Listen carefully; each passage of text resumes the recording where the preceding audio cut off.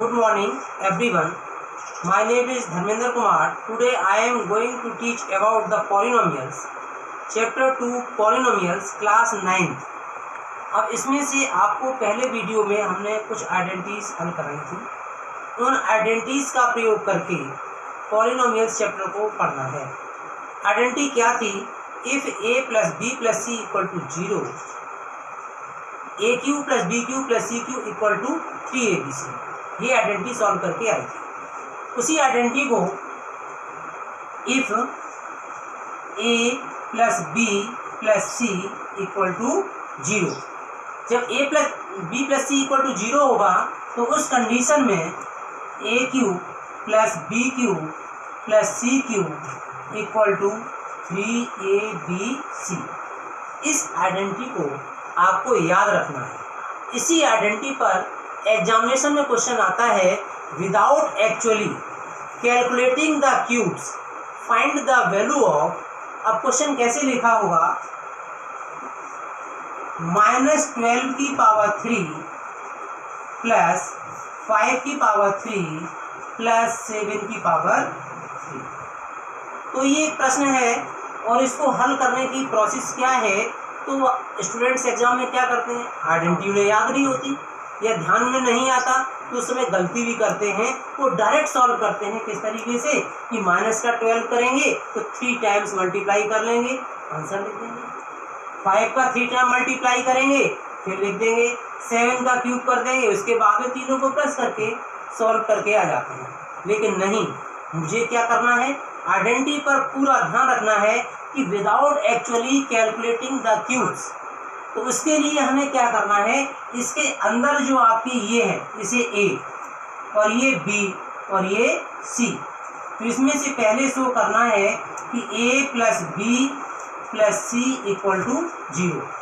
अब इसमें A की value -12 plus 5 plus 7 equal to 0 ही आएगा। 7 और 5 कितना हुआ? 12। तो -12 और प्लस का 12 इक्वल टू 0। ये प्लस का और माइनस का कैंसिल होकर के 0 आ गया। अगर ये कंडीशन फॉलो करती है तो हम उसके आगे फार्मूला लगाएंगे। अगर इन दोनों का सम यहाँ पर 0 नहीं आता तो ये आइडेंटिटी को हम यूज़ नहीं कर सकते।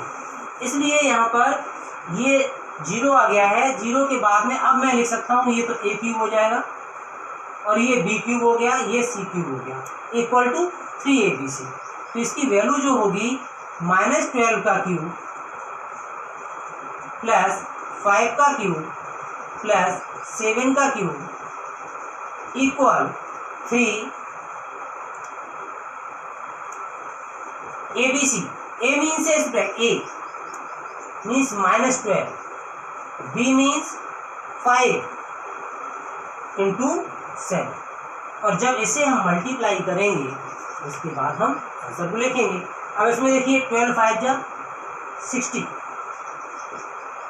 और 60 का 7 में करेंगे तो 42, तो माइनस का 4 टू 0। इन दोनों का प्रोडक्ट होगा 0, 3 2 जा 6, 3 4 जा 12, माइनस का 1 2 6 0। तो ये आइडेंटिटी का प्रयोग करके हम प्रश्न को हल कर सकते हैं। आइडेंटिटी मुझे अच्छी तरह याद होनी चाहिए। इसी प्रकार से एक क्वेश्चन और है, देखिए।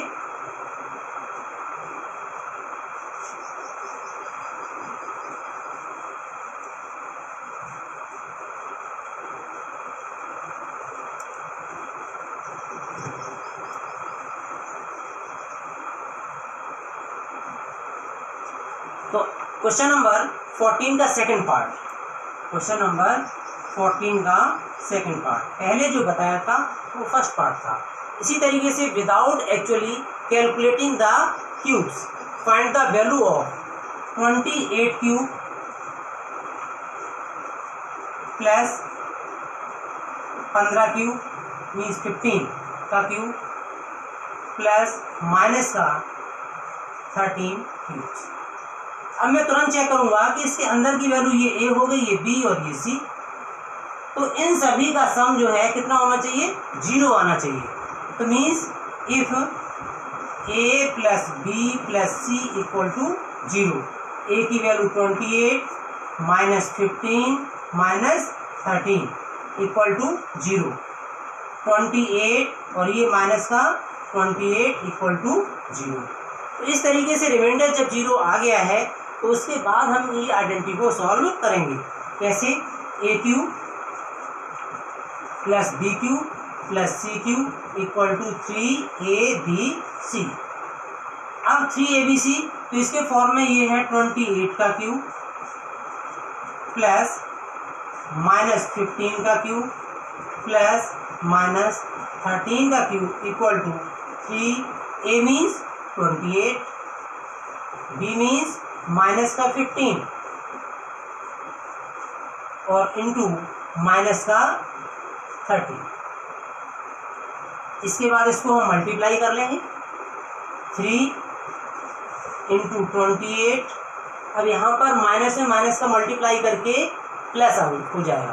तो इसमें से 15 और 13 का मल्टीप्लाई 13 5 या 65, 13 1 या 13 और 6 19 तो 195। अब 195 का 28 में मल्टीप्लाई कर लें 195 28 का मल्टीप्लाई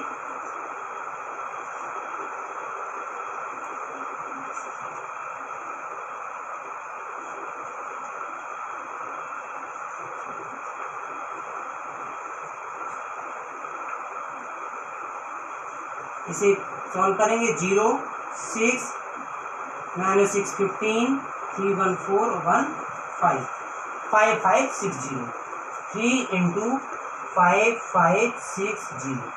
इसे मल्टीप्लाई कर लें 3 0 0 3 6 जा 18 3 5 जा 15 और 1 16 3 5 जा 15 और 1 16। इसमें से ये यहाँ पर कैलकुलेट करेंगे ठीक से 5 5 6 0।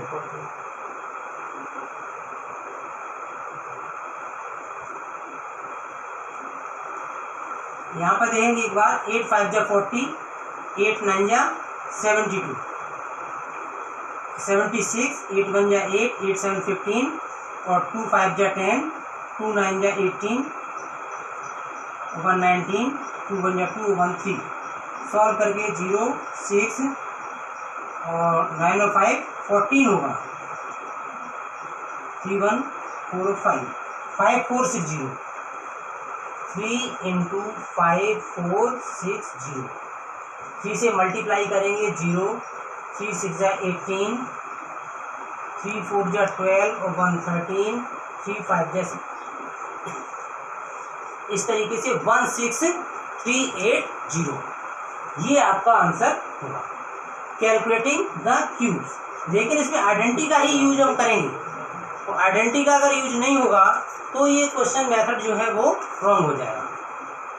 इसके साथ क्वेश्चन नेक्स्ट है, लिखेंगे positive given of the length and breadth of each of the following rectangles in which area is given.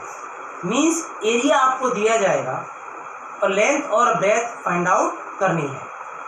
Question number 15 है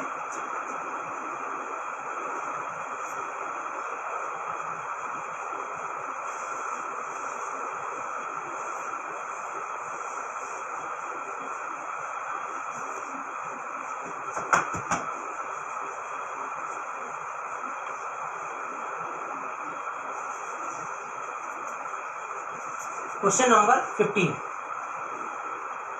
इसमें है, अब पहले हम इसे सॉल्व करेंगे 25a square 25a square minus 35a plus 12। अब ये एरिया दिया है, यहाँ पर लिखा है एरिया, और हमें लेंथ ब्रेथ फाइंड आउट करनी है। तो आपको मालूम है area of rectangle equal to length into breadth, ये फार्मूला होता है। लेकिन जब ये दिया जाएगा और इससे हम लेंथ और ब्रेथ कैसे फाइंड आउट कर सकते हैं? उसके लिए क्या है कि हमने आपको एक पहचान बताई थी कि फैक्टराइज करना सीखना है। क्वाड्रेटिक इक्वेशन के फॉर्म में होगा, तो इसमें जो ये लिखी हुई है क्वाड्रेटिक के फॉर्म में है, इसकी पावर 2 है तो यहाँ पर पावर 1 है, तो यहाँ पर वेरिएबल नहीं होगा, तो समझ जाएंगे आपकी स्प्लिट टर्म है, मिडिल टर्म से फैक्टर करने हैं। और मिडिल टर्म से फैक्टर करने के लिए आपको प्रोसेस क्या बताई थी, आप सीख भी चुके हैं इससे पहले वीडियो में, कि फर्स्ट एंड लास्ट ये इन दोनों का मल्टीप्लाई करेंगे 12 इंटू 15 और ये आएगा 300।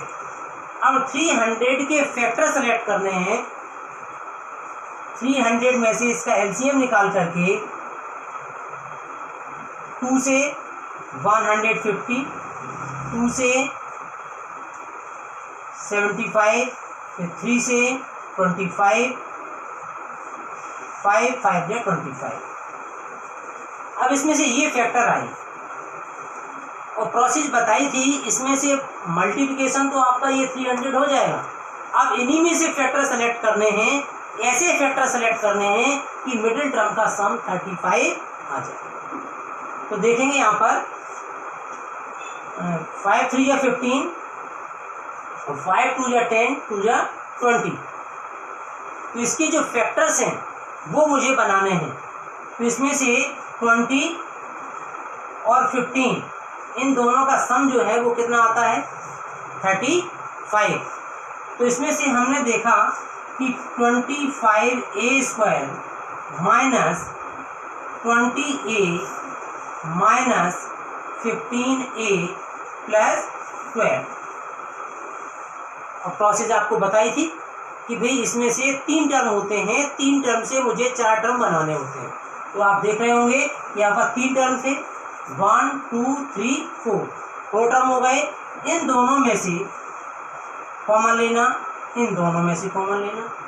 इन दोनों में कॉमन क्या होगा कि 20 और 25 में कौन सा टेबल ऐसा है जो दोनों को डिवाइड करता है, तो यहाँ पर आपका है 5 और a² और a में से a कॉमन आएगा, डिवाइड करेंगे 5 5 5 25 और डिवाइड में ये पावर यहाँ 1 मानते हैं, तो 1 ये डिवाइड में पावर जो है वो माइनस में आएगी, इसलिए a बचेगा -5 4 जा 20 -3 डिवाइड करेंगे 3 5 जा 15 5a और -3 का डिवाइड करेंगे तो -4। आपको ध्यान ये रखना है कि यहाँ पर प्लस साइन है तो प्लस नहीं लगाना, क्योंकि -3 से डिवाइड कर रहे हैं तो डिवाइड करने के बाद यहाँ माइनस आएगा और ये दोनों ब्रैकेट आपके सेम आने चाहिए। अगर ब्रैकेट सेम आते हैं तो आपका आंसर राइट है। अब इसमें से एक ब्रैकेट में आएगा, ये फिर कॉमन ले लेंगे 5a - 4, दूसरे ब्रैकेट में 5a - 3, ये आपका आंसर आएगा। तो इसमें से length equal 5a - 4, breadth equal 5a - 3। We note that यहाँ पर कोई ये भी कंडीशन नहीं है कि हम लेंथ इसी को ही लेंगे, लेंथ आपकी ये भी हो जाएगी तो ब्रेथ आप ये लिखेंगे, ठीक है ना। तो इस तरीके से फैक्टराइज करना है, स्प्लिट टर्म से फैक्टर करने हैं, तो इस तरीके से प्रश्न को हम हल कर सकते हैं। इसके बाद लास्ट क्वेश्चन है इसी का एक्सरसाइज का।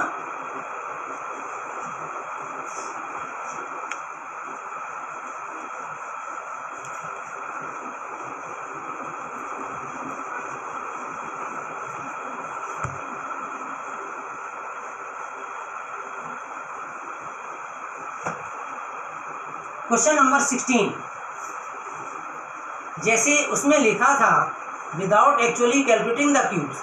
अब इसमें से क्या है, what are the positive expression of the dimension of a cuboids whose volumes are given, या वॉल्यूम गिवन्स बिलो।